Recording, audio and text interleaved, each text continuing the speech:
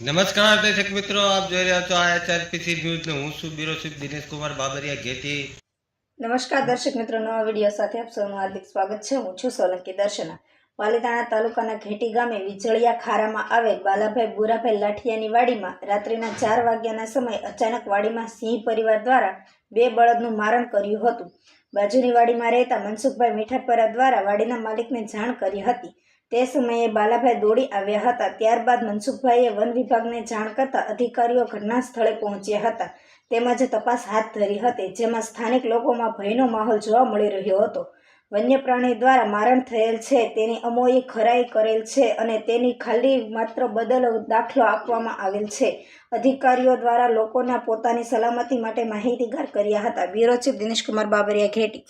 દર્શક મિત્રો, પાલીતાણા તાલુકાના ઘેટી ગામે આજે રાત્રિના સમયે આપ જોઈ રહ્યા છો મારી પાછળ 2 બળદને સિંહોએ મારેલ છે।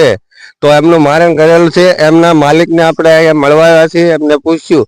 તો દાદા, આપનું નામ શું છે? બાલાભાઈ બુરાભાઈ લાઠિયા। હા, તો બાલા દાદા, શું ઘટના બની છે એ જણાવો। આજે મને મજા નહોતી તે હું ઘરે રહ્યો, 4 વાગે વહેલો આવતો હતો ત્યાં મને સિંહ હામાં મળ્યા, હું પાછો વળી ગયો। મારું આવી બને બરાબર। પછી સવારે હું આવ્યો ત્યારે આ ઘટના બની જોઈ।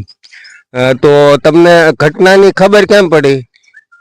સિંહ હામાં મળ્યા ને એટલે અહીંયા રહેતા હતા અમારા ભાગ્યાના ભાઈના ભાગ્યા, એની ફોન કર્યો હતો કે તમારા બળદ ને મારે છે તો અહીંયા હબદને આવો છે। એમ આવ્યા, બરાબર। એમને હામાં મળ્યા સિંહ અને એમ પાછા વળી ગયા। હા, અને ફોરેસ્ટ ખાતા વાળાને જાણ કરીશ?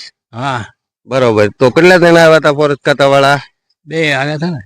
તો પંચનામું કરી ગયા? હા, બરોબર। મનસુખભાઈ સાથે પણ આપણે વાત કરીશું। મનસુખભાઈ, જે ઘટના વિશે તમને ખબર છે અને તમે જાણો છો, તો શું ઘટના બની છે જરા જણાવો। વેલા 5 વાગે આ ખેડૂતનો મારા ફોનમાં ફોન આવેલો કે મારી વાડીએ સિંહ આવેલા છે, એટલે મેં ફોરેસ્ટ ખાતાવાળાને જાણ કરેલી અને ફોરેસ્ટ ખાતાવાળા 3 થી 4 લોકો આવ્યા હતા, પંચરોજ કામ કરીને ગયા છે। અને આપણે તો અપેક્ષા એટલી છે કે આને પૂરેપૂરું વળતર મળે અને બીજું તો કઈ નહીં। માંગો છો કે ભાઈ જે લોકો ફોરેસ્ટ ખાતાના સાહેબો અધિકારીઓ બધા આવ્યા હતા, બહુ સારો રિસ્પોન્સ આપ્યો, બધું લખાણ સારું કર્યું, બધું કીધું એમણે કે તમને પૂરેપૂરું વળતર મળે એવી અમારી કોશિશ રહેશે। અને બીજું તંત્રને આપ શું કહેવા માંગો છો કે ભાઈ વાડીઓમાં રહેતા લોકો આવા જનાવરોના ભયથી જે જીવતા હોય છે, તો એના વિશે એ લોકોને શું સુવિધા આપી? એના વિશે તો હવે આપણે એ લોકોએ જાહેર કર્યું છે ઓલું, એટલે એટલા માટે આપણે આપણી સેફટીમાં રહેવું જોઈએ। એ લોકો આપણને અવારનવાર જાણ કરતા હોય કે ભાઈ તમે તમારો માલ ઢોર આ છે તે છે, ભાગ્યા રહેતા હોય વાડીઓમાં તો એને પણ જાણ કરે છે, અવારનવાર કરે છે। મને ઘણી વાર કહે છે, અમારા અહીં મેરડીમાનું મંદિર છે ત્યાં આવે છે એટલે જનાવર હોય એટલે મારામાં ફોન પણ આવે છે કે ભાઈ તમે આજુબાજુમાં બધાને કહી દેજો જનાવર છે, થોડીક સેફટી રાખે એમ। અને રિસ્પોન્સ એ લોકોનો સારો છે અને અમને બધું આશ્વાસન આપીને ગયા છે કે જે કાંઈ પૂરું વળતર તમને મળે એવી અમારી કોશિશ રહી છે।